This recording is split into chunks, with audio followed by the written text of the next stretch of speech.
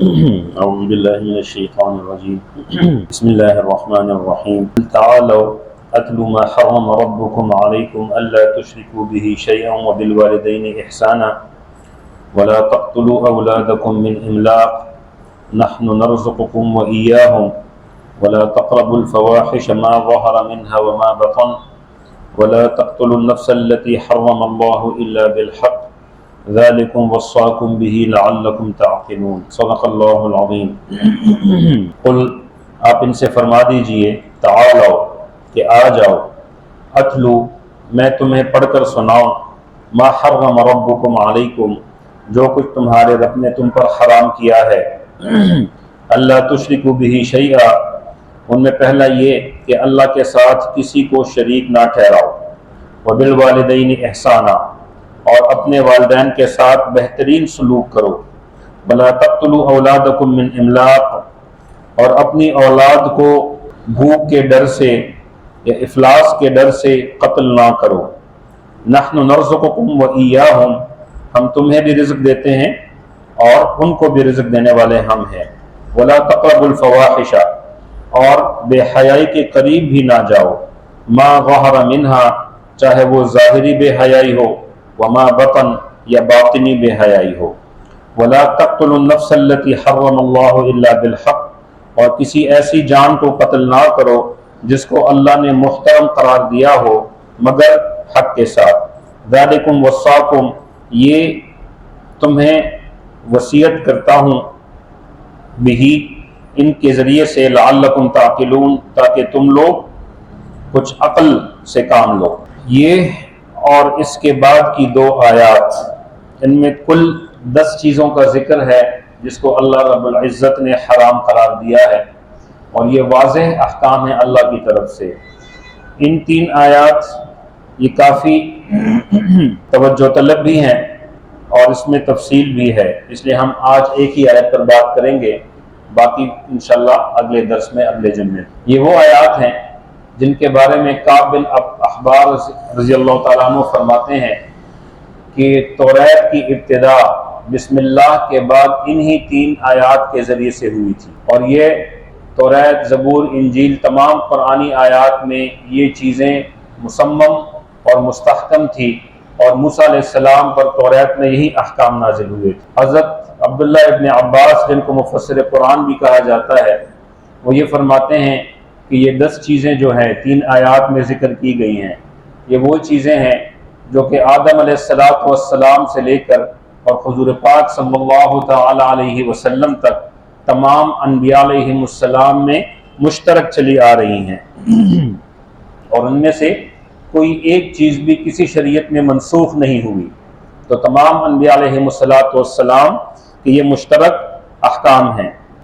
حضرت ابن کثیر رحمۃ اللہ علیہ فرماتے ہیں عبداللہ ابن مسعود کی روایت سے رضی اللہ تعالی عنہ کہ حضور پاک صلی اللہ تعالی علیہ وسلم نے تمام صحابہ کرام کو جمع کیا، اور یہی روایت عبداللہ ابن صامت رضی اللہ تعالی عنہ سے بھی حاکم نے مستدرک میں نقل کی ہے کہ تمام صحابہ کو نقل کیا، جمع فرمایا اور ان سے پوچھا کہ آؤ میں تم سے ایک وصیت کرتا ہوں تمہیں اور تم سے بیعت لیتا ہوں، جو لوگ مجھے قرآن کی ان 3 آیات سورہ انعام پارہ نمبر 8 آیت نمبر 151، 152 اور 153، کوئی مجھے ان 3 آیات پر اگر تم مجھے بیعت کر لو، جو بندہ بیعت کرے گا تو اس کا اجر اللہ کے نزدیک محفوظ ہو جائے گا اور اس کی ذمہ داری اللہ تعالیٰ کی ہو جائے گی۔ یہ 10 چیزیں بہت اہم ہیں، ان میں پہلی چیز کیا ہے، اور آپ الفاظ پر غور فرمائیں، قل اللہ تعالیٰ براہ راست فرماتے ہیں تعالو،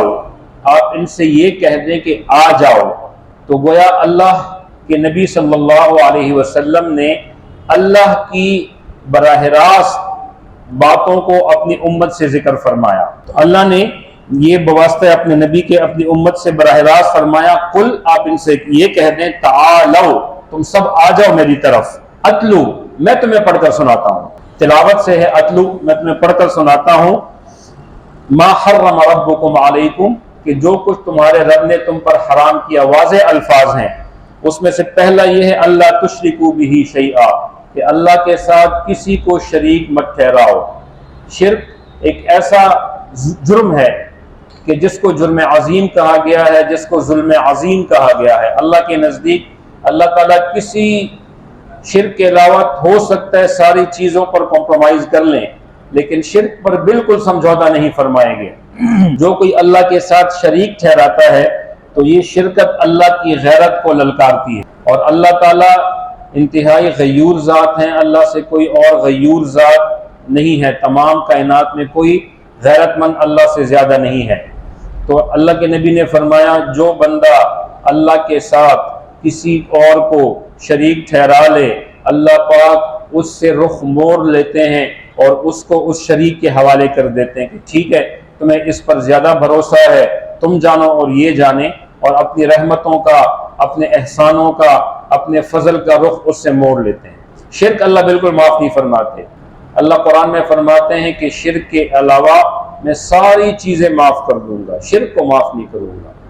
ان اللہ لا یغفر ان یشرک بہ، اللہ کبھی بھی لا یغفر نہیں معاف فرماتے کہ اس کے ساتھ کسی کو شریک ٹھہرایا جائے۔ اب شرک کیا ہے؟ شرک کہا جاتا ہے شریک ٹھہرانے کو اللہ کی ذاتی صفات میں، اور اللہ کی جو ذات میں اور اس کی صفات میں کسی کو اس کے ساتھ شریک ٹھہرانا، اللہ کو چھوڑ کر کسی اور کی عبادت کرنا، اللہ کو چھوڑ کر کسی اور کے آگے سر جھکانا۔ پھر علماء نے اس کی تعریفات اور دو قسمیں بیان کی ہیں، ایک کو شرک جلی کہا جاتا ہے یعنی بڑا شرک، اور ایک کو شرک خفی کہا جاتا ہے یعنی چھوٹا شرک۔ شرک جلی وہ ہے کہ اپنے اعضاء اور جوارح یعنی جسم کے ساتھ بھی لوگ کسی اور کی عبادت کرنا، عبادت کے لائق کسی اور کو ٹھہرانا، اللہ کی ذات میں کسی کو ٹھہرانا، شریک ٹھہرانا، جیسے کہ ہندو وغیرہ ہیں یہ بتوں کی عبادت کرتے ہیں، اور ان کا عقیدہ یہ ہے کہ خدا نے، اللہ نے ان بتوں کو اختیار دیے ہیں، اور یہ بت کوئی کسی کے پاس آسمانوں کا اختیار ہے۔ ہندوؤں کے عقیدے کے مطابق ان کے 3 بڑے بڑے خدا ہیں جن کو اختیار، ایک خدا کے پاس جس کا نام برہما ہے، وہ آسمانوں کے تمام نظاموں کو سنبھالنے والا ہے، بارشوں کا برسانا، بادلوں کا آنا، گرمی کا آنا، سورج کی شعاؤں کا ماند پڑ جانا، چاند اور ستاروں کے نظام، اس سارے نظام کو جو برہما ہے ان کا بڑا خدا 3 بڑے خداؤں میں وہ سنبھالتا ہے۔ زمین کا جو نظام ہے وہ ان کا دوسرا خدا سنبھالتا ہے، جس زمین کے نظام میں فصل کا اگنا، فصل کے اندر دانوں کا لگنا، فصلوں کا پکنا اور ہواؤں کا چلنا، اور اس کے جو زمین کی کھیتی ہے اس کا تعلق ہے، اور خاندانی نظاموں کو سنبھالنا۔ زمین اور آسمان کے نیچے، زمین کے اوپر جتنے کام ہیں یہ ان کا دوسرا خدا کرتا ہے۔ تیسرا خدا ان کا نسل بڑھاتا ہے، اور اس لیے بہت سے لوگ کہیں اگر کسی ٹیمپل وغیرہ میں جائیں، کسی مندر وغیرہ میں، تو ان کے خدا ہے وشنو کا ایک خاص عضو وہاں پر لگا ہوتا ہے، اور ان کا یہ عقیدہ ہے کہ نسل کو یہ خدا بڑھاتا ہے، اور اس لیے افزائش نسل کے لیے عورتیں اس خدا کی پوجا کرتی ہیں۔ وہ اکثر یہاں پورٹ کاسے میں بھی جو مندر ہے وہاں بھی اس خدا کا جو ہے وہ خاص عضو انہوں نے بنایا ہوا ہے۔ جہالت کی انتہا ہے۔ یہ 3 بڑے خدا ہیں، اور اس کے تحت اس وقت تقریباً 3 کروڑ سے زائد خداؤں کے وہ ماننے والے ہیں۔ اور زمانہ جاہلیت میں بھی جب آپ صلی اللہ علیہ وسلم مبعوث نہیں ہوئے تھے اس وقت بھی ان لوگوں کے کروڑوں خدا تھے، جس میں 360 جو نامور خدا تھے جن کی علامات بتوں کے طور پر انہوں نے بنائی تھی، وہ بیت اللہ کے اندر رکھے ہوئے تھے، جن میں لات تھا اور عزا تھا اور خبل تھا، اور یہ بڑے بڑے بت تھے۔ آج بھی وہی ہیں، چاہے وہ بتوں کی صورت میں ہو، چاہے وہ خدا کی ذات میں کسی کو شریک ٹھہرانا ہو، اللہ کی نعوذ باللہ بیوی کی حیثیت سے، یا نعوذ باللہ اللہ کے بیٹے کی حیثیت سے، جو کہ یہود و نصارہ کرتے ہیں۔ نصارہ سے مراد عیسائی ہیں، وہ کہتے ہیں کہ مریم علیہ السلام اللہ کی بیوی ہیں اور عیسیٰ علیہ السلام اللہ کے بیٹے ہیں، تو اللہ کی ذات میں ان کو شریک ٹھہراتے ہیں، اور باقاعدہ عبادتوں میں ان کا حصہ ہوتا ہے، جس کو تثلیث کا عقیدہ کہا جاتا ہے کہ خدا یعنی اللہ اور اس کی بیوی اور اس کا بیٹا۔ بعض یہ کہتے ہیں کہ بیوی خدا نہیں ہے، بیٹا خدا ہے، کیونکہ بیٹا خدا کی جنس سے ہے، اور ساتھ میں جو روح الامین ہے جبرائیل علیہ السلام، اس کو وہ خدا ٹھہراتے ہیں، مقدس روح جس کو وہ کہتے ہیں۔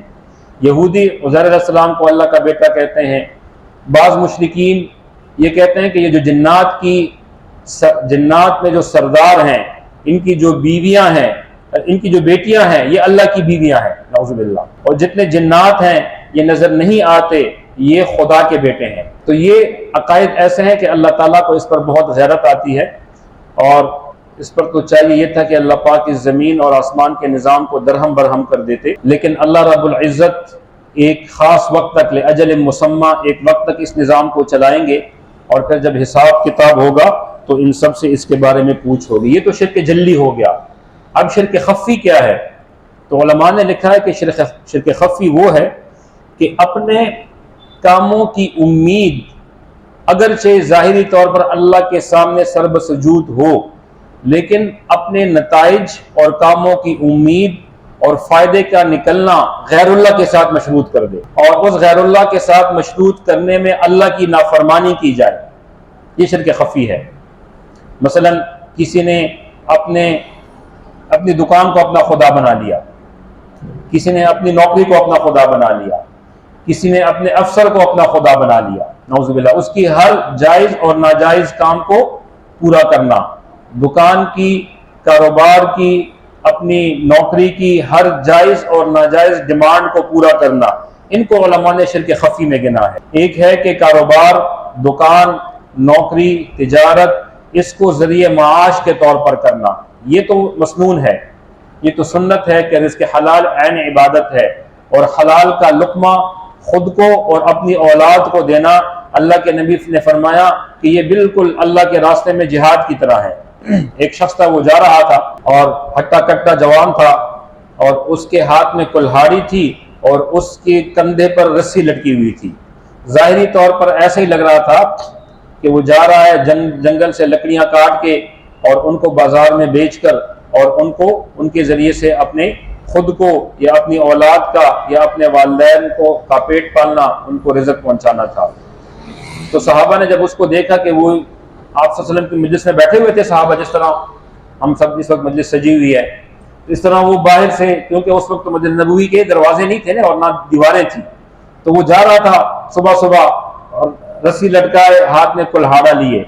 تو صحابہ نے اس کو دیکھا، اس کی جوانی کو دیکھا اور اس کے جسم کو دیکھا، اس کی مضبوطی کو دیکھا، تو آپس میں کہا کہ کاش اس کی جوانی اور اس کا یہ جسم، مضبوط جسم، اللہ کے راستے میں لگ جاتا۔ یہ تو صبح اپنے دنیاوی کام سے جا رہا ہے، تو اللہ کے نبی تربیت فرما رہے ہیں۔ تو جب اس کو دیکھا، صحابہ کو دیکھا، اور فرمایا، اس شخص کی طرف اشارہ کیا، اگر یہ اس نیت سے جا رہا ہے کہ اس کے گھر میں اس کے ماں باپ ہیں اور ان ماں باپ کا پیٹ پالنے کے لیے یہ حلال روزی کمانے جا رہا ہے، تو آپ نے فرمایا فہو فی سبیل اللہ، یہ اللہ کے راستے میں ہے۔ پھر فرمایا اگر اس کے ماں باپ نہ ہوں، خدا نخواستہ فوت ہو گئے ہوں، اور اس کے بیوی اور بچے ہوں، اور اپنے بیوی اور بچوں کی جائز خواہشات کو پورا کرنے کے لیے یہ صبح مزدوری کرنے کے لیے، محنت کرنے کے لیے نکل پڑا ہے، تو فرمایا فہو فی سبیل اللہ، پھر بھی یہ اللہ کے راستے میں۔ پھر فرمایا اگر بیوی بھی نہیں اور یہ اکیلا ہے اور خود کو حرام سے بچانے کے لیے، حلال روزی کمانے کے لیے، محنت کے لیے نکلا ہے تاکہ میں کما کر اور خود یہ کھاؤں اور حرام سے میں بچوں، تو پھر بھی فہو فی سبیل اللہ، یہ اللہ کے راستے میں۔ تو اگر معاش کو اور کاروبار و تجارت کو ذریعہ معاش کے طور پر استعمال کر رہا ہے، تو یہ تو محمود ہے، تو قابل تعریف ہے، اللہ کے نبی صلی اللہ علیہ وسلم نے اس کی تعریف کی ہے۔ لیکن ایک بات کو سمجھیں کہ شریعت کا مزاج یہ کمی اور زیادتی سے بالاتر ہو کر اعتدال کا راستہ ہمیں بتاتا ہے۔ شریعت کا مزاج اعتدال کا ہے، ایسا بھی نہیں ہے کہ کسی چیز کو بالکل سر پر چڑھا دیا جائے، اور ایسا بھی نہیں کہ کسی چیز کو بالکل رون دیا جائے پاؤں کے، اس کو اس کے مقام پر رکھنا، اس کو اعتدال کا۔ مثلا یہ ٹوپی ہے، ٹوپی کا مقام میرا سر ہے، سر محترم ہے تو ٹوپی کے لیے سر ہے۔ ٹوپی اگر یہ 100 روپے کی ہے تو یہ سر پر آئے گی۔ جوتا اس کی حیثیت پاؤں میں آنے کی ہے۔ جوتا اگر برانڈڈ جوتا ہو اور اگر 50,000 کا جوتا ہی کیوں نہ ہو تو اس کو سر پر نہیں رکھا جاتا، اس کو پاؤں میں ہی پہنا جاتا ہے، اس کی جگہ پاؤں میں ہے۔ تو شریعت کا یہ مزاج ہے کہ ہر چیز کو اس کی جگہ پر رکھنا، بالوالدین احسانہ، والدین کے ساتھ حسن سلوک کرنا، لیکن والدین کے ساتھ اتنا حسن سلوک کہ ان کی ہر جائز اور ناجائز بات کو ماننا، اس کی شریعت اجازت نہیں دیتی۔ ہاں، والدین سے بدتمیزی کی طرف شریعت بالکل اجازت نہیں دے گی، لیکن والدین کی ہر بات کو ماننا کہ اللہ کو چیلنج کیا جائے تو شریعت یہاں پر رکاوٹیں لگا دیتی ہے، آبسٹیکلز لگا دیتی ہے۔ اگر والدین کوئی ایسا حکم دیں جو کہ اللہ کے احکام کے خلاف ہو تو اللہ فرماتے ہیں کہ والدین کی بات نہ مانو، لیکن ان کے ساتھ بدتمیزی بھی نہیں کرنا۔ ان جاہداک ان تشرک بی ما لیس لک بہ علم فلا تطعہما وصاحبہما فی الدنیا معروفا۔ دو چیزیں ہیں، اگر والدین تمہیں ایسا حکم دیں کہ اللہ کے قانون کے خلاف چلو تو اللہ فرماتے ہیں کہ ان کی اطاعت نہیں کرنا، فلا تطعہما، لیکن وصاحبہما، ان کے ساتھ جو سلوک تم کرو گے فی الدنیا معروفا، جو معروف ہو، معروف یعنی اچھا سلوک کرنا، ان کے ساتھ بدتمیزی نہیں کرنی۔ اب اس کو کیسے ہینڈل کرنا ہے، کیسے مینج کرنا ہے، تو ہر انسان کی کھوپڑی میں اللہ رب العزت نے ایک زبردست قسم کا سافٹ ویئر انسٹال کیا ہوا ہے۔ اس کو پتہ ہوتا ہے کہ اپنے والدین کی مزاج، اور والدین طبعاً اپنی اولاد کے ساتھ نرم مزاج ہوتے ہیں، طبعاً، طبیعتاً، فطرتاً، قدرتاً، وہ اس طریقے سے ہوتے ہیں کہ اولاد کی طرف سے تھوڑا سا بھی اگر والدین کو پیش کیا جائے تو وہ دوسروں کے مقابلے میں اس کو بہت بڑی حیثیت سے قبول کرتے ہیں۔ یہ اللہ نے نظام فطرت رکھا ہوا ہے، اور ہمیشہ والدین اپنی اولاد کا بھلا چاہتے ہیں۔ تو شریعت کا مزاج بالکل اعتدال کا ہے۔ نماز پڑھنے کا حکم ہے، لیکن اتنی زیادہ نمازیں پڑھنا کہ دنیا کے باقی کاموں سے انسان رہ جائے تو یہ بھی شریعت کی نظر میں کوئی اچھی بات نہیں ہے۔ روزے رکھنا، ایک صحابی آتے ہیں، یا رسول اللہ، روزوں کی جب فضیلت بیان ہوئی تو یا رسول اللہ مجھے اجازت دیں کہ میں ساری زندگی روزے رکھوں۔ آپ نے فرمایا کہ نہیں، تم استطاعت نہیں رکھ سکتے۔ نہیں یا رسول اللہ، مجھے اللہ نے قوت بھی دی ہے، طاقت بھی دی ہے، جسم بھی میرا مضبوط ہے، اور مجھے زیادہ خوراک کی حاجت بھی نہیں ہوتی، بس آپ مجھے اجازت دے دیں کہ میں روزے رکھوں۔ تو آپ نے پھر منع فرمایا کہ میں دن اور رات روزے رکھوں، تو فرمایا دن کو روزے رکھوں۔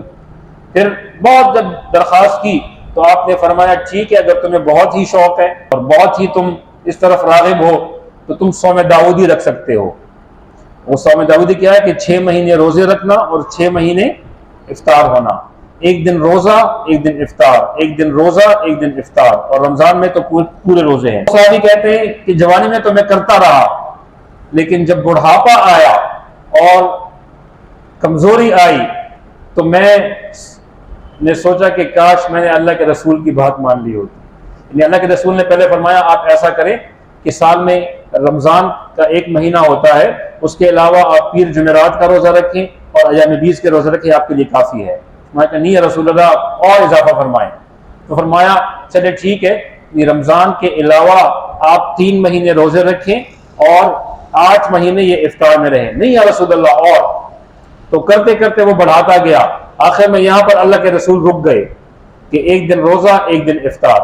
تو بڑھاپے میں وہ صحابی عرض کرنے لگے، ان سے منقول ہے کہ کاش میں آپ صلی اللہ علیہ وسلم کی وہ بات مان لیتا کہ ٹھیک ہے رمضان کے روزے، پیر جمعرات کا روزہ اور مہینے کے 3 دن کے روزے، تو یہ کافی ہو جاتا۔ اب جسم اجازت نہیں دیتا۔ تو اس لیے شریعت کا مزاج سمجھیں، شریعت کا مزاج کیا ہے۔ شریعت نے ہر چیز کو اپنا وزن دیا ہے، یعنی کہ پورا وہ وزن لے لے اور باقی چیزوں میں یہ کوتاہی رہے۔ شریعت کا مزاج اعتدال کا ہے، اور مثلا جو طلباء ہیں، جو اسٹوڈنٹس ہیں، ان کے لیے حکم یہ ہے کہ اپنے فرائض واجبات کو پورا کر کے اور اپنی پڑھائی پر توجہ دیں۔ جو کاروباری لوگ ہیں ان کے لیے شریعت نے فرمایا التاجر الصدوق الامین مع النبیین والصدیقین والشہداء، جو تاجر ہو، تجارت کرتا ہو، اگر اس میں 2 خاصیتیں ہو، ایک وہ سچا ہو، یعنی ہر چیز میں سچی بات کرے، جھوٹ نہ بولے، جھوٹی قسمیں نہ کھائے، اگر ظاہری طور پر اس کو نقصان ہی کیوں نہیں پہنچتا، اگر سچائی کے ساتھ تجارت کرے، الامین، اور امانت دار ہو، یعنی جو مال اس کے پاس پڑا ہوا ہے اس کو امانت سمجھے دوسرے کی، اور جو اپنے لیے چاہتا ہے وہی چیز اس کو بھی دے۔ مال میں کوئی عیب ہے اس کو پہلے سے بتا دے کہ مال کے اندر یہ عیب ہے جس کی وجہ سے قیمت کم ہوگی۔ یہ 2 خاصیتیں تاجر اپنے اندر لے کر آئے، مع النبیین، اللہ پاک اس کا حشر نبیوں کے ساتھ فرمائیں گے، والصدیقین، اور صدیقوں کے ساتھ فرمائیں گے، سچوں کے ساتھ فرمائیں گے، والشہداء، اور شہیدوں کے ساتھ فرمائیں گے۔ قیامت کے دن یہ تاجر جو مسلمان تاجر ہے اور اپنی عبادات کو، واجب اور فرائض کو پورا پورا اس نے ادا کیا، نوافل کی طرف زیادہ نہیں گیا، لیکن اپنی تجارت میں اس نے پروفیشنلزم کو لے کر آیا اور صداقت اور امانت کو لے کر آیا، تو قیامت میں اللہ پاک ان کو نبیوں کی صف میں کھڑا کر دیں گے، صدیقوں کی صف میں کھڑے کریں گے اور شہداء کی صف میں کھڑا کریں گے۔ نبیوں کا درجہ اور صدیقین کا درجہ اور شہداء کا درجہ، سبحان اللہ۔ اسی طرح جس جگہ پہ آدمی کام کر رہا ہے تو جو اس کے ماتحت ہیں ان کے حقوق کو صحیح طریقے سے ادا کرنا۔ اللہ کے نبی نے فرمایا اپنے غلاموں کے ساتھ جو تمہارے ماتحت ہیں ان کے ساتھ اچھا سلوک کیا کرو، جو تم کھاتے ہو وہی ان کو کھلاؤ، جو تم پہنتے ہو وہی ان کو پہناؤ۔ اور جس کے تحت 10 لوگ کام کر رہے ہوں اور قیامت کے دن جب وہ اللہ کے سامنے حاضر ہوگا تو اس کا حساب اس وقت تک شروع نہیں ہوگا۔ اللہ کے نبی نے فرمایا وَيَدَاهُ مَغْلُولَتَانِ إِلَىٰ يُنْعِقِهِ، اس کے دونوں ہاتھ یہاں گردن پر ہوں گے، جیسے مجرم ہوتے ہیں نا، یوں کر کے یوں کھڑا ہوگا، جب تک ان 10 بندوں کا حساب نہیں دے گا اس کا اپنا حساب شروع نہیں ہوگا۔ ان کے ساتھ اچھا سلوک کریں۔ پھر جن کے ساتھ آپ کام کر رہے ہیں، جن کے ماتحت آپ ہوں، تو ان کی چیزوں کا خیال رکھنا، ان کے مال کو اپنا مال سمجھنا، ان کی چیزوں کو اپنی چیز سمجھنا۔ بعض لوگ بہت سے ایسے ہیں، ہم نے مشاہدہ کیا ہے، ایک شخص سے میں ملا، دیکھا تو اس کے پاس نئی یہ جو ریوو گاڑی نہیں ہے 1.5 کروڑ کی آج کل ملتی ہے، دیکھا تو اس نے بلاک رکھے ہوئے تھے۔ میں نے کہا یہ بلاک کہاں لے جا رہے ہو؟ کہتے ہیں گھر میں کچھ کام تھا، باتھ روم سیٹ کرنا تھا تو اس کے لیے کچھ بلاک کی ضرورت تھی، تو 300-400 بلاک۔ تو میں نے کہا یہ گاڑی تو اس کے لیے نہیں ہے، یہ تو بہت قیمتی گاڑی ہے۔ اس نے کہا سرکاری گاڑی ہے، کمپنی کی طرف سے ملی ہوئی ہے۔ میں نے کہا اگر تمہاری اپنی گاڑی ہوتی تو اس میں تم بلاک لے کر آتے؟ کہتے ہرگز نہیں۔ میں نے کہا یہ کمپنی کی جو گاڑی ہے بھی تو امانت ہے، 1.5 کروڑ کی گاڑی تمہیں دی ہے تو بلاک لانے کے لیے تو نہیں دی، کنسٹرکشن مٹیریل لانے کے لیے نہیں دی۔ اب یہ بھی گناہ ہے جس کو ہم گناہ نہیں سمجھتے، اور بڑا گناہ ہے جس مقصد کے لیے اس کو کہتے ہیں ظلم کی تعریف شریعت نے یہ کی ہے وضع الشیء فی غیر محلہ، کسی چیز کو اس کے مقام کے علاوہ میں استعمال کرنا، یہ ظلم ہے۔ ٹوپی سر کے لیے میں نے پاؤں میں پہنا دی اور یوں گھما رہا ہوں اس کو، تو یہ ٹوپی کے ساتھ ظلم ہے۔ جوتا پاؤں کے لیے ہے، یہ تو بہت قیمتی برانڈڈ جوتا ہے اور میرے سسر صاحب نے مجھے تحفے میں دیا ہے تو میں اس کو سر پر لے کر چلوں گا، تو یہ سر کے ساتھ بھی ظلم ہے، جوتے کے ساتھ بھی ظلم ہے۔ تو جو گاڑی آپ کو سرکار نے یا آپ کی کمپنی نے آپ کی ٹرانسپورٹیشن کے لیے دی ہے، آپ کی سہولت کے لیے دی ہے، آپ کے گھر والوں کے استعمال کے لیے دی ہے، تو اس کو اسی مد میں استعمال کرنا یہ انصاف ہے، اور اس کے علاوہ استعمال کرنا یہ ظلم ہے۔ بیوی کے لیے والدین کو چھوڑ دینا تو یہ والدین کے ساتھ ظلم ہے، اور والدین کے لیے بیوی کو چھوڑ دینا یہ بیوی کے ساتھ ظلم ہے۔ اعتدال کا راستہ، جس کا جو حق ہے وہ اس کو دیا جائے۔ بہو گھر میں آتی ہے تو شوہر پہلے سے تیار رہتی ہے کہ جو کچھ میرے ساتھ ہوا ہے میری ساس نے کیا تھا وہ سارے بدلے میں گن گن کے اپنی بہو سے لوں گی۔ تو یہ ہمارا خاندانی نظام نہیں ہے۔ یہ جو اس کے ساتھ زیادتی ہے تو اس کا باقاعدہ کرامن کاتبین یعلمون ما تفعلون، یہ جو اوپر بیٹھے ہوئے ہیں ہمارے فرشتے، یہ ہر چیز کو لکھتے ہیں۔ انصاف کیا ہے اور انصاف کی ضد ظلم ہے۔ گھر میں جو قانون بنا ہے وہ انصاف پر مبنی بنا ہے یا ظلم پر مبنی بنا ہے؟ اولاد کے اندر تفریق کی جا رہی ہے، بہوؤں کے ساتھ صحیح سلوک نہیں کیا جا رہا، بیٹی کے ساتھ الگ سلوک، بہو کے ساتھ الگ سلوک، حالانکہ بیٹی دوسرے کے گھر میں چلی جاتی ہے۔ اب وہی جذبات احساس شریعت نے کہا اپنی بہو کے لیے رکھیں۔ وہ ایک خاتون تھی، کہہ رہی تھی کہ اپنی بیٹے کی برائیاں، کیا ہوا؟ کہتا میرا بیٹا تو زن مرید ہے اور مرید ہے، کیا ہوا؟ تنخواہ آتی ہے تو سب سے پہلے اپنی بیگم کے پاس جاتا ہے، اس کی ضرورتوں کو پورا کرتا ہے۔ ان سے پوچھا گیا کہ تمہاری بیٹی اور داماد بہت اچھا ہے، کیوں؟ کہتے جب بھی آتا ہے اور تنخواہ آتی ہے سیدھی میری بیٹی کے ہاتھ میں رکھ دیتا ہے۔ تو یہ ڈبل سٹینڈرڈز نہیں چلتے۔ شریعت اعتدال کا فرماتی ہے. جو شریعت کو سمجھ گیا تو شریعت بالکل فطرت کے مطابق چلتی ہے. طالب علم اپنے پڑھائی کے دوران میں صرف پڑھائی پر توجہ دے، آگے جائیں گے جب موقع ملے گا تو نوافل بھی پڑھیں. ساری رات کھڑے رہنے کی ضرورت نہیں ہے. اللہ کے نبی صلی اللہ علیہ وسلم اپنی رات کو 3 حصوں میں تقسیم فرمایا کرتے تھے. اگر 9 گھنٹے کی رات ہے تو 3 گھنٹے کو اپنے جسم کو بھی پوری راحت دیا کرتے تھے کہ آرام، پہلے اس میں آرام کرنا، اور آخری رات کا پہر یہ اللہ کے لیے مخصوص ہوتا تھا. تہجد کے قریب کا وقت یہ اللہ کے لیے ہوتا تھا، اور یہ وہ وقت ہوتا ہے جب اللہ تعالیٰ خود جو ہے وہ اس کی رحمت پہلے آسمان پر آتی ہے اور انسانوں سے کہتی ہے کوئی ہے مانگنے والا، کوئی ہے رزق طلب کرنے والا، کوئی ہے کہ اس کی میں حاجت پوری کر دوں. حل من سائل حل من مستغفر. لیکن ہماری وہ راتیں تو ہوٹلوں میں چائے اور گپ شپ میں گزر جاتی ہیں، آج کل منڈی میں گزر رہی ہیں. قیمتی راتیں ہیں. والفجر ولیال عشر، قسم ہے فجر کے وقت کی جب سورج پھوٹ رہا ہو، اور 10 راتوں کی. مفسرین نے ان 10 راتوں سے یہ راتیں مراد لی ہیں جو ابھی ذی الحجہ کی راتیں ہیں جس میں ہم اس وقت موجود ہیں. اللہ کے نبی نے فرمایا کہ اللہ کو ان 10 راتوں میں کیا ہوا عمل باقی سال کے 350 راتوں میں یا 350 دنوں میں کیے ہوئے اعمال سے زیادہ محبوب ہے. تو کسی نے پوچھا کہ جہاد بھی نہیں یا رسول اللہ؟ تو آپ نے فرمایا جہاد بھی نہیں، ہاں وہ مجاہد جو اللہ کے راستے میں نکل جائے اور پھر واپس نہ آئے اپنے مال اور اپنی جان کے ساتھ، اور اس کا نذرانہ اللہ کو پیش کر دے، تو وہ تو بہتر ہو سکتا ہے. اس کے علاوہ کوئی بندہ، کسی بندے کا کوئی عمل بھی ان 10 راتوں کے علاوہ اللہ کو زیادہ محبوب نہیں ہے. تو ان کو ہم قیمتی بنائیں، اور ان گپ شپوں میں اور ویکینڈز کو منانا اور 4 اور 5 بجے تک اور فجر کے وقت میں فجر کی نماز نہ پڑھتے ہوئے سونا، یہ بہت بڑا جرم ہے. اللہ کے نبی سے کسی نے پوچھا یا رسول اللہ سب سے بہترین عمل کون ہے؟ تو آپ نے فرمایا کہ وقت پر نماز پڑھنا، یعنی اپنے مستحب اوقات میں نماز پڑھنا. پھر پوچھا کہ اس کے بعد بہتر عمل کون ہے؟ تو آپ نے فرمایا اپنے والدین سے حسن سلوک کرنا، بہترین سلوک کرنا. اور یہ الحمدللہ اللہ رب العزت نے ہمیں یہ ایام عطا فرمائے ہیں، یہ بہت قیمتی ایام ہے.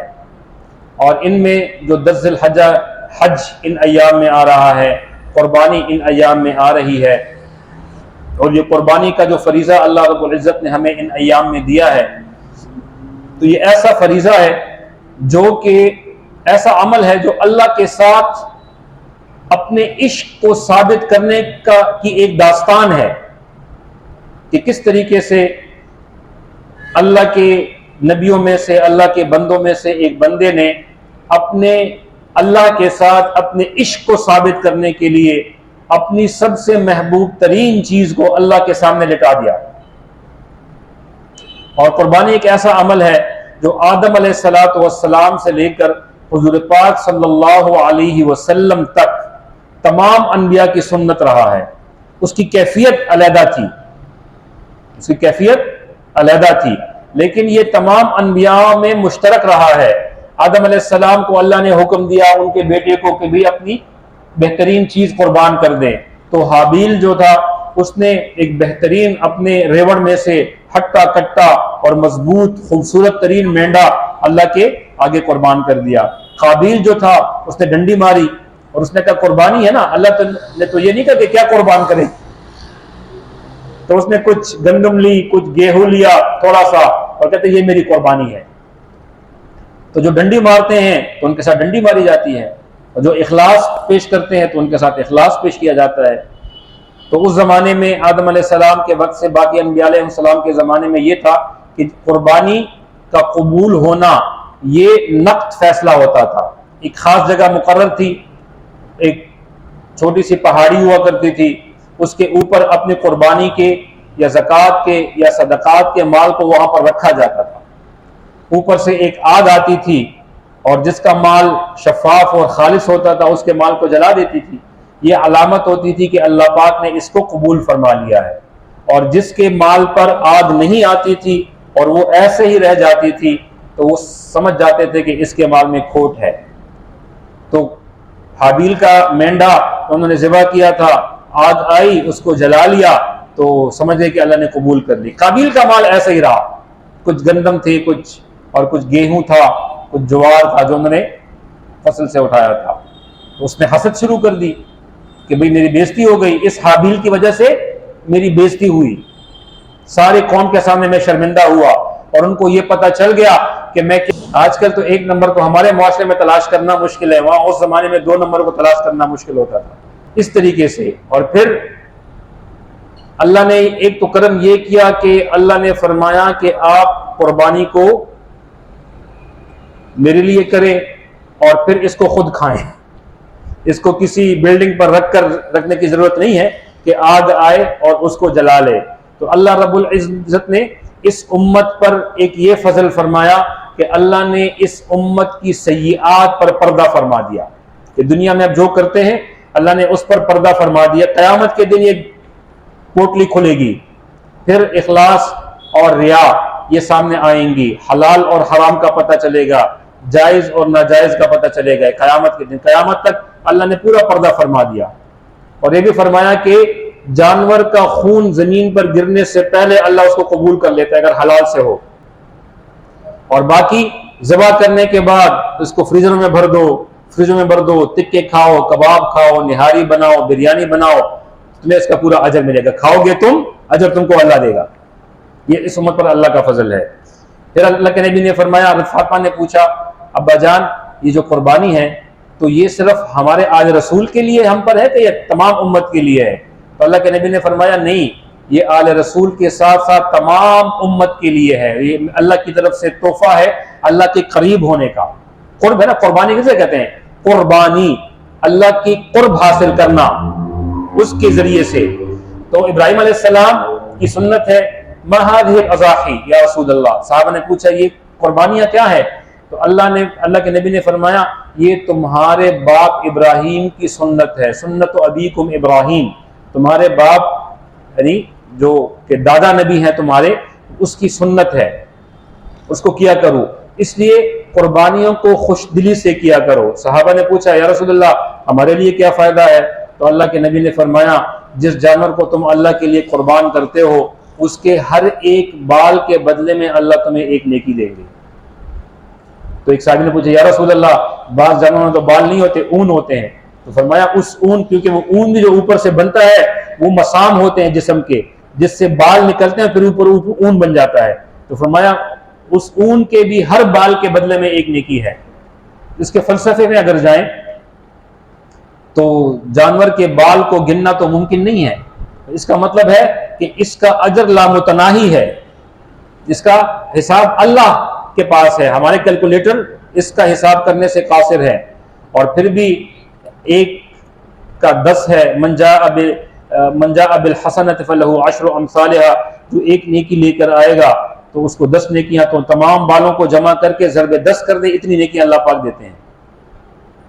تو اللہ کے نبی نے آخر میں فرمایا کہ قربانی کو خوش دلی سے کیا کرو, خوش دلی سے کیا کرو, بوجھ سمجھ کر نہ کیا کرو. خوش دلی سے کرو گے تو اللہ پاک بہت اجر فرمائیں گے. اور یہ نشانی کس کی ہے؟ تو فرمایا کہ سنت ابیکم ابراہیم, تمہارے دادا ابراہیم کی سنت ہے. ابراہیم علیہ السلام کو اللہ نے 85 سال کی عمر میں پہلی اولاد دی تھی, 99 سال کی عمر میں اللہ نے دوسری اولاد دی تھی. 85 سال کا بابا, بوڑھا, بال سفید, بڑھاپے کی طرف, اللہ نے جب اولاد دی وہ جب 7-8 سال کا ہوا, فلما بلغ معہ السعی, جب وہ بچہ ان کے ساتھ, سعی کہتے ہیں دوڑنے کو, تو باپ اور بیٹا جب ساتھ ساتھ چل رہے ہوں اور بیٹا اپنے باپ کے قدم سے قدم ملا کر چل رہا ہو تو اس کو سعی کہا جاتا ہے. اس لیے جمعے کی نماز کے بارے میں آتا ہے کہ اذا قضیت الصلاۃ فانتشروا یا ایھا الذین آمنوا, سورہ جمعہ میں, کہ فسعوا الی ذکر اللہ, دوڑو اللہ کے ذکر کی طرف. اس کا مطلب یہ ہے کہ ساری کوششیں جو ندا ہو جائے, اذا نودی للصلاۃ من یوم الجمعۃ, جب پہلی اذان ہو جائے تو پہلی اذان کے بعد تم اور کوئی کام نہ کرو سوائے جمعے کی تیاری کے, اور اس کی کوششیں شروع کر دو. سعی بین الصفا والمروہ میں وہاں بھی تیز تیز چلا جاتا ہے. تو فلما بلغ معہ السعی, جب وہ بچہ اپنے باپ کے ساتھ دوڑنے کی عمر کو پہنچ گیا اور اپنے باپ کے کاموں میں ہاتھ بٹانے لگا، لکڑیاں کاٹ رہے ہیں تو وہ کلہاڑا چلا رہا ہے، لکڑیاں جمع کر رہے ہیں تو وہ رسی کو گانٹ دے رہا ہے، تو اس عمر میں جب بیٹے کا کندھا باپ کے کندھے تک پہنچ جائے اور دوڑنے کے قابل ہو جائے تو باپ کہتا ہے اب میرے بڑھاپے کا سہارا مل گیا۔ وقال انی ذاہب الی ربی سیہدین، ابراہیم نے کہا کہ میں اپنے رب کی طرف ہجرت کرتا ہوں، اللہ مجھے راستہ دکھائیں گے۔ رب ھب لی من الصالحین، اے میرے رب مجھے ایک صالح جانشین عطا فرما، کیونکہ میرا باپ جو چاچا وغیرہ تھے اور نمرود تھے اور میرے سارے رشتہ دار یہ تو میری بات نہیں مانتے، اور میں ان سے ہجرت کر کے دوسری زمین کی طرف جا رہا ہوں۔ تو آپ ذرا اس فلسفے کو پر توجہ دیں۔ ابراہیم کہتے ہیں رب ھب لی من الصالحین، مجھے ایک ایسا فرزند عطا فرما جو میرے بعد میرے مشن کو آگے لے کر چلے، میرا وارث ہو۔ نسل ہمیشہ نارینہ اولاد سے چلتی ہے، تو آپ نے دعا کی تو اللہ فرماتے ہیں کہ ہم نے اس کو وبشرناہ بغلام حلیم، ہم نے اس کو ایک بردبار بچے کی بشارت دی، بچہ پیدا ہو گیا، پوری خواری ہو گئی، اور وہ بچے کا پیدا ہونے کے بعد شیر خواری میں اپنی باپ سے جدا کر دینا، مکہ میں لے جا کر آباد کر دینا، اور پوری شام کی سرزمین کا چھوڑ کر چلے جانا، یہ اور قصے ہیں۔ پھر جب بچہ پہنچ جاتا ہے اپنے باپ کے ساتھ دوڑنے اور چلنے اور کاوش اور کوشش کرنے کی عمر تک، تو فرمایا فلما بلغ معہ السعی، جب دوڑنے کی عمر کو پہنچا تو ابراہیم نے اپنے بیٹے سے کہا، اللہ نے خواب دکھایا کہ اپنے بیٹے کے گردن پر چھری پھیری جا رہی ہے، تو بیٹے نے کہا کہ باپ نے کہا بیٹے سے، بیٹا میں نے رات کو خواب دیکھا، یا بنیا، یا بنیا، اس بنیا کے اندر بلا کی جو محبت ہے باپ کی طرف سے وہ چھپی ہوئی ہے۔ بنیا کہا جاتا ہے اے میرے پیارے اور جان سے عزیز بیٹے، یا بنیا تصغیر ہے۔ انی ارا فی المنام، میں نے رات کو خواب میں دیکھا، انی اذبحک، میں تمہیں ذبح کر رہا ہوں، فانظر ماذا ترى، تمہارا کیا خیال ہے اس کے بارے میں؟ بیٹا اسماعیل جیسا بیٹا، سعادت مند بیٹا، اپنے باپ کی ہر بات کو ماننے والا، اپنے باپ کے مشن کو سمجھنے والا، اپنے باپ کی حیثیت کو سمجھنے والا کہ میرے باپ کی حیثیت ایک نبی کی ہے، میرے باپ کی حیثیت اللہ کے ایک مخلص بندے کی ہے، میرے باپ کی حیثیت اللہ کے برگزیدہ بندے کی ہے، اور نبیوں کی خصوصیات کیا ہوتی ہیں۔ تو یہ اولاد کے لیے اس میں نصیحت ہے کہ اپنے والدین اور خاص طور پر اپنے باپ کی حیثیت پر غور و فکر کرے۔ باپ اگر تاجر ہے تو اس کی خصوصیات کیا ہیں، باپ اگر عالم مفتی ہے تو اس کی خصوصیات کیا ہیں، اور اس کی لیگیسی، اس کی وراثت کو کیسے آگے منتقل کرنا ہے۔ باپ اگر تعلیم یافتہ ہے، پروفیسر ہے، تو اس کی خصوصیات کیا ہیں، اپنے باپ کے کردار کی طرف توجہ دینا، میرا باپ کن چیزوں سے خوش ہوگا، کن چیزوں سے ناراض ہوگا۔ اولاد کے لیے اس میں بہت بڑی نصیحت کا سامان ہے۔ تو بیٹا اپنے باپ کی حیثیت کو بھی جانتا تھا، ان کے کردار کو بھی جانتا تھا، اور ان کے خواب کی حقیقت کو بھی جانتا تھا، تو فوراً کہا یا ابت افعل، اے ابا جان کر گزریے۔ باپ نے بھی تو کرنا تھا، ان کو پتا کہ ابا نے تو کرنا ہی ہے، اگر میری کوآپریشن ساتھ ہوگی تو اچھے طریقے سے ہو جائے گا، نہ زبردستی ہوگا، اور وہ بھی سعادت مند بیٹا تھا۔ تو یا ابت افعل، تا اور فا کے درمیان میں سب کچھ گر گیا، فا کو تا سے ملا دیا۔ اس کا مطلب جو فصاحت اور بلاغت کے ائمہ ہیں وہ یہ فرماتے ہیں کہ اس طریقے سے بیٹے نے کہا کہ ابا جان اس میں سوچ کی بھی گنجائش نہیں ہے، کیونکہ آپ کا خواب دیکھنا یہ اللہ کی طرف سے حکم ہے، اور جب آپ نے خواب دیکھ لیا، اللہ نے حکم دے دیا، تو ہم سب اللہ کے حکم پر قربان، فوراً کر گزریے۔ ہم میں کتنوں کا یہ جذبہ ہے، اور بیٹا ابھی بالغ بھی نہیں ہوا، ابھی نابالغ ہے، ان کے سعادت مندی کو دیکھیے، تربیت اولاد۔ اس لیے فقہا نے یہ لکھا ہے، میں ایک نقطہ بیان کرتا ہوں، شاید بھاری ہو لیکن بہرحال بات آ گئی ہے۔ لا تقربوا الزنا، کہ بے حیائی کے قریب بھی نہ جائیں. فقہا نے یہ نقطہ لکھا ہے کہ جو والدین اپنی اولاد کی صحیح تربیت نہیں کرتے اور ان کو جو دین کی بنیادی معلومات ہے وہ نہیں دیتے، کمانا تو سکھا دیتے ہیں لیکن ان کو اچھے اور برے میں تمیز نہیں سکھاتے، جائز اور ناجائز میں تمیز نہیں سکھاتے، حلال اور حرام میں تمیز نہیں سکھاتے، ان کی تربیت نہیں کرتے، تو ایسے حضرات بھی بڑے گناہ کے مرتکب ہے. اور جو بے حیائی، اللہ پاک جن لوگوں کا حشر بے حیاؤں کے ساتھ فرمائیں گے، شاید اپنے اولاد کی طرف توجہ نہ دینے والے والدین کو بھی ان کے صف میں کھڑا کر دیں.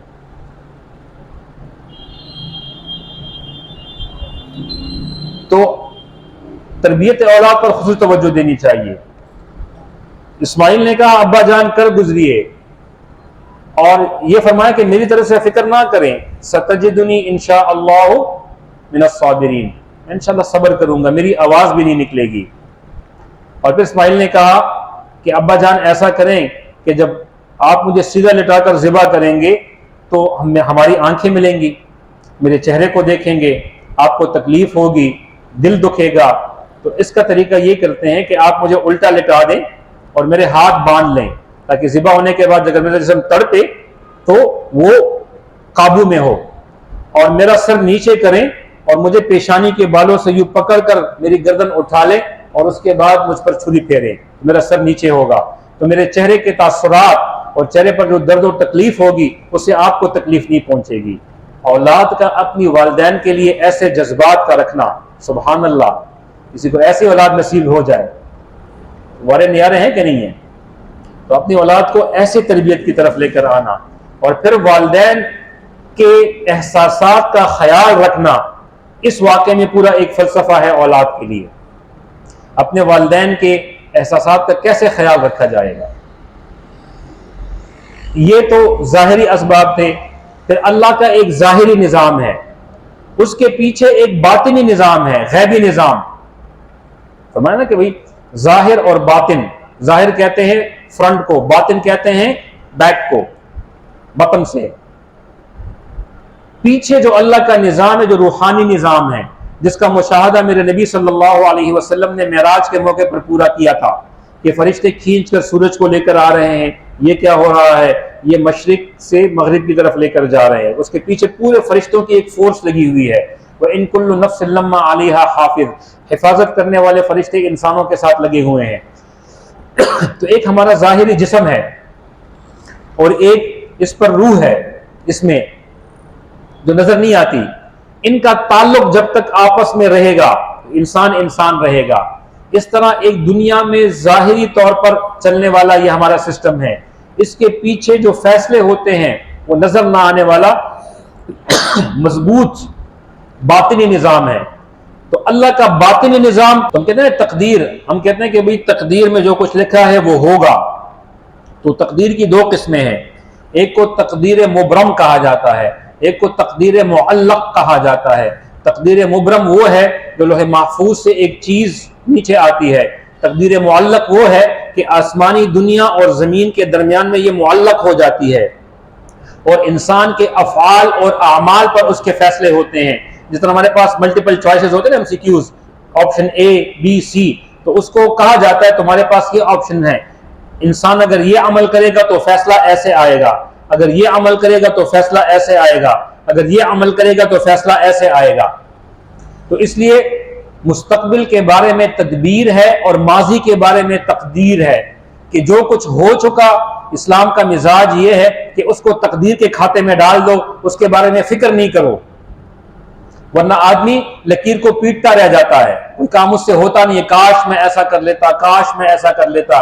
تو اللہ کے نبی نے فرمایا ان کلمۃ لو، یہ کاش کا جو لفظ ہے، لو عربی میں کاش کو کہا جاتا ہے،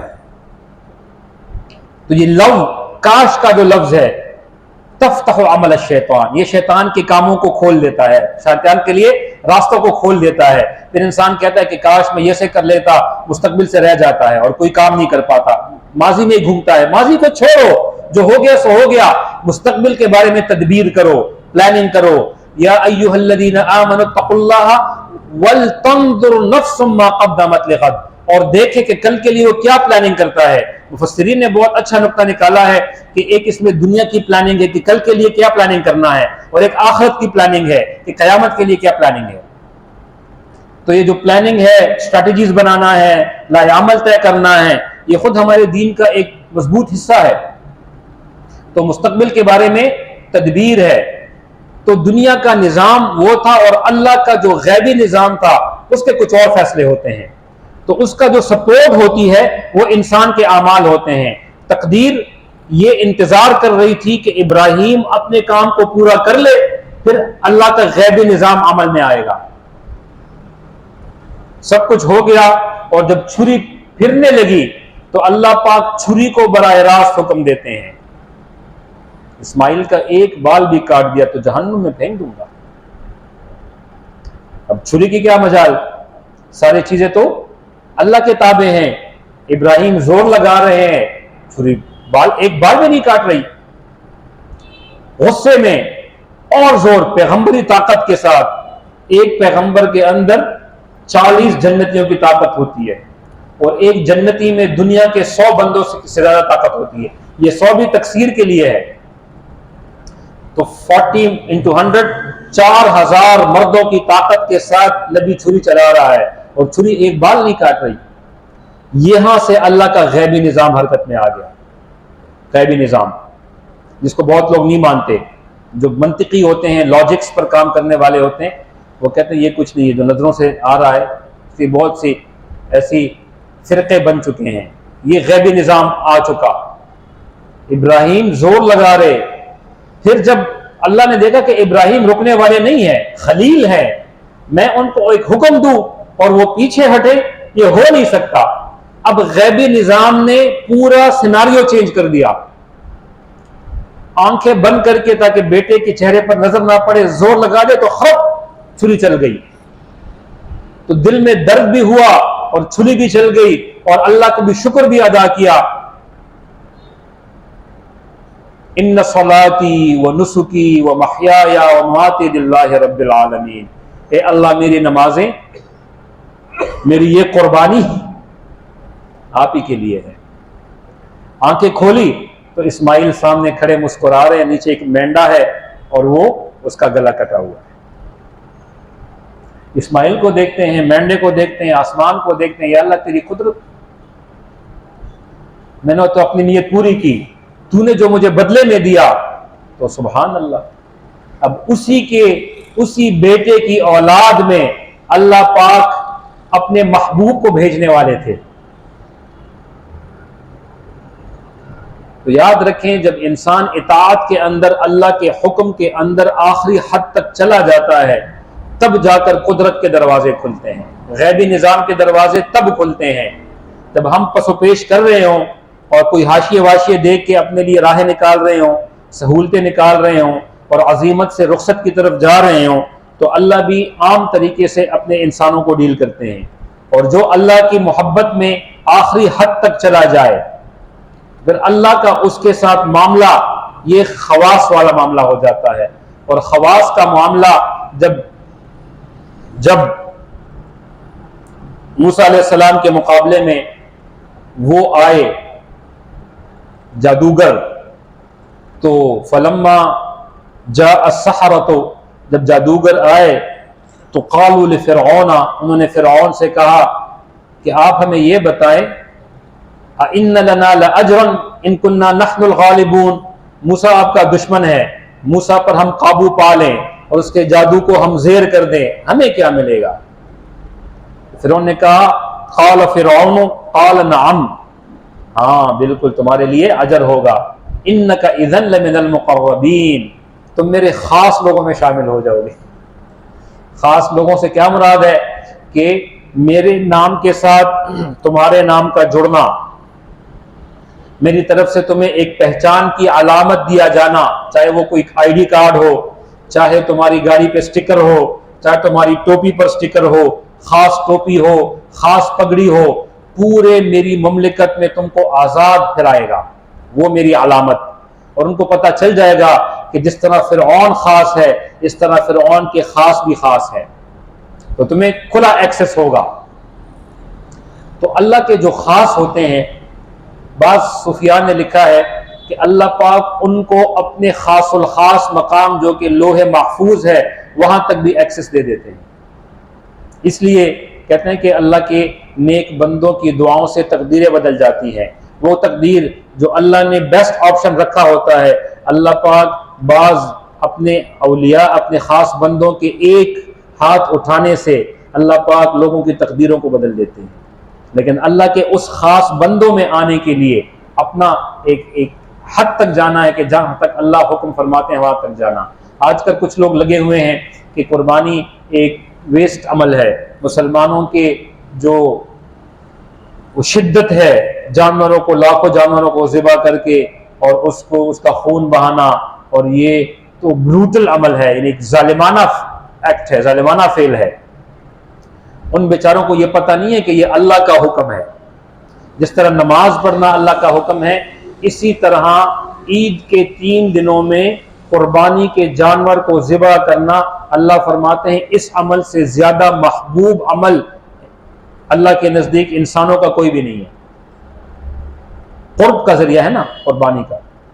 تو جن کو اللہ پاک نے وسعت دی ہے، صاحب نصاب ہیں، جو صاحب زکوٰۃ یعنی جن پر زکوٰۃ ہے ان پر قربانی بھی ہے، اور جن کے پاس عید کے ان 3 دنوں میں نصاب کے بقدر جمع ہو جائے تو ان 3 دنوں میں لازمی قربانی کرے گا۔ اگر اس نے نہیں کیا تو میرے نبی نے فرمایا لا تقربوا مصلانا، وہ ہمارے عیدگاہ کے قریب بھی نہ آئیں۔ عیدگاہ کیا ہے؟ یہ اللہ کے عبادت کی جگہ اور علامت ہے اللہ کی طرف اور اس امت کی اجتماعیت کی، یعنی وہ ہم سے علیحدہ ہے، ہم سے اس کا کوئی تعلق نہیں ہے۔ تو اللہ کے نبی بہت ناراض ہوئے، فرمایا کہ خوش دلی سے قربانی کیا کرو۔ تو ہمارا ہر چیز تو اللہ کی ہے، ہم نے تو چھوڑ کے جانا ہے، اپنے ساتھ تھوڑی لے کے جانا ہے یہ سب کچھ۔ اللہ نے جس طرح نماز کا حکم ہے، روزے کا حکم ہے، حج کا حکم ہے، اسی طرح قربانی کا حکم ہے۔ نماز، روزہ، زکوٰۃ، حج یہ فرض ہے، قربانی واجب ہے۔ اور فرض اور واجب کے درمیان میں ایک ٹیکنیکل چھوٹا سا فرق یہ ہے کہ فرائض کا انکار کرنے والا کافر ہو جاتا ہے، واجبات کا انکار کرنے والا کافر نہیں ہوتا۔ باقی اس کی اوبلیگیشنز جو ہیں اس پر عمل کرنا، یہ فرض اور واجب میں کوئی فرق نہیں ہے، صرف عقیدے میں فرق ہے، باقی عمل میں کوئی فرق نہیں ہے۔ اس طرح جس طرح ہمارے عشاء کی نماز کسی سے رہ جائے تو 4 فرائض کی جس طرح قضا ہے اس طرح واجب کی بھی قضا ہے، 3 رکعت واجب کی بھی۔ تو عملاً اس میں کوئی فرق نہیں ہے، فرض اور واجب میں صرف اعتقادی فرق ہے کہ فرض کا انکار کرنے والا دار اسلام سے خارج ہو جاتا ہے اور واجب کا انکار کرنے والا فاسق ہو جاتا ہے، کافر نہیں ہوتا، فاسق ہو جاتا ہے۔ تو جن کو اللہ نے وسعت دی ہے وہ قربانی ضرور کریں۔ کسی نے جانور نہیں لیا اور ارادہ دامک ڈول ہو رہا تھا تو ضرور قربانی کریں۔ اور یہ جو باقی ذی الحجہ کے دن رہ گئے ہیں اس میں جتنا ہو سکے تسبیح، تکبیر، تحلیل، یہ سب پڑھیں۔ تسبیح کا مطلب سبحان اللہ، تکبیر کا مطلب اللہ اکبر، تحلیل کا مطلب لا الہ الا اللہ کہنا، تحمید کا مطلب الحمدللہ۔ کچھ صحابہ سے منقول ہے کہ صحابہ کے زمانے میں لوگوں سے بازاروں میں یہ نہیں پڑھتے تھے، تو کچھ صحابہ کی باقاعدہ ڈیوٹی لگ گئی تھی حضرت عمر کے زمانے میں کہ بازار میں جا کے اللہ اکبر لا الہ الا اللہ واللہ اکبر وللہ الحمد یہ زور سے پڑھنا شروع کر دیتے تھے، اور سبحان اللہ، الحمدللہ، لا الہ الا اللہ، اللہ اکبر یہ پڑھنا شروع کر دیا انہوں نے۔ تو ان کی دیکھا دیکھی بازار میں ان باتوں کی گونج ہو گئی، انہوں نے کہا اب تسلی ہو گئی ہے، تاکہ یہ فضاؤں میں گونجے۔ ان 10 دنوں میں اتنا کریں، اپنے گھر والوں کو کہیں، اپنے بچوں کے ہاتھ میں تسبیح دیں، باتیں سکھا رہے نا بیٹا سبحان اللہ پڑھیں۔ جو باتیں سیکھنے والے چھوٹے بچے ہیں ان کو بتائیں، ان کی پریکٹس بھی ہو جایا کرے گی۔ آپ جاتے ہیں بائک پہ جا رہے ہیں تو ہاتھ اور آنکھیں استعمال ہو رہی ہیں، زبان سے اللہ اکبر کہیں، سبحان اللہ کہیں، اللہ اکبر لا الہ الا اللہ کہیں۔ کام پہ جا رہے ہیں، پیدل جا رہے ہیں، اور اٹھتے بیٹھتے اپنے کام کے دوران میں فارغ اوقات میں ایک ایک تسبیح پڑھ لیا کریں. کیا ہوتا ہے اس میں جو فضا میں جو اللہ کی زمین اور آسمان کی پوری فضا ہے، یہ جب اللہ کی تسبیح تکبیر تحلیل سے گونجے گی پھر دیکھتے ہیں کہ اللہ کی طرف سے فیصلے بھی بہترین آئیں گے انشاءاللہ. تو آج کا ہم نے تو ان آیات پہ انشاءاللہ اگلی بار بات کریں گے. اسی کے ذیل میں یہ جو ہمارے ایام ہیں یہ آئے ہیں، یہ آنے والی 3 آیات انتہائی اہم ہیں. اس کی جو 10 حرام چیزیں ہیں نا اس پر ہم ایک ایک کر کے بات کرتے جائیں گے انشاءاللہ. تو کوشش کریں کہ اس میں ضرور آپ حضرات شامل ہوں. اور ان ایام کو، یہ جو قربانی کے ایام ہیں، ان میں آپ جو ہے وہ جن کو اللہ نے استطاعت دی ہے وہ ضرور کریں، اپنی طرف سے کریں. جن کو اللہ نے بہت دیا ہے اپنی طرف سے کریں، اپنے والدین کی طرف سے کریں، اپنے اساتذہ کی طرف سے کریں، حصے ڈالیں مستحق لوگوں کی طرف. گوشت بے شک آپ کے پاس نہ ہو، اللہ نے زیادہ دیے ہوں تو 10-12 حصے ڈالیں. اللہ کے نبی صلی اللہ علیہ وسلم نے جو ہے وہ کئی قربانیاں کیا کرتے تھے. 2 مینڈے ذبح کرتے تھے، ایک اپنی طرف سے ایک اپنی امت کی طرف سے. اور آخری سال میں تو 63 آپ نے خود ذبح کیے تھے، اونٹ کا نحر فرمایا تھا. باقی 43 کا 47 کا حضرت علی نے فرمایا تھا. آپ صلی اللہ علیہ وسلم کی طرف سے کریں، صحابہ کی طرف سے کریں. ایک حصہ نبی علیہ السلام کی طرف سے، ایک حصہ صحابہ کرام کی طرف سے، ایک حصہ ان مفسرین کی طرف سے جنہوں نے قرآن کی بہترین تشریح ہمارے لیے چھوڑی، ایک حصہ ان محدثین کی طرف سے، ایک حصہ اپنے والدین کی طرف سے نفلی قربانی ہے، ایک اپنی طرف سے اپنے چاہنے والوں کی طرف سے.